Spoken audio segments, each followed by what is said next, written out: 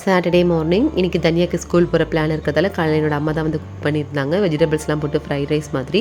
தனியா கிளம்பி போனது மீதி கொஞ்சம் ரைஸ் இருந்தது. ஸோ பாதமும் செவன் டெம்டிங் அதனால காலையிலே சாப்பிட்டுக்கலான்னு சொல்லி சீக்கிரமாகவே சாப்பிட்டுக்கிட்டேன்.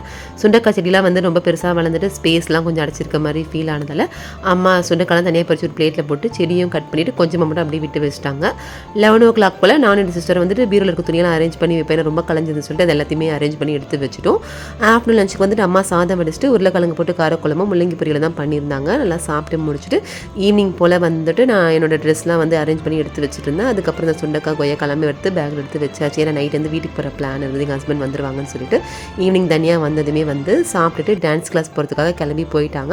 என்னோடய ஹஸ்பண்டை வந்து நைட்டு 7:30 போல் வீட்டுக்கு வந்துட்டாங்க. வந்ததுமே சாப்பிட்டுட்டு அதுக்கப்புறம் கிளம்பலான்னு சொல்லி அங்கேருந்து கிளம்பிட்டோம். கொஞ்சம் தூரம் போனதுக்கப்புறம் தான் வந்து என் மொபைல் வந்து வீட்டில் வச்சு வந்து ஞாபகம் வந்தது.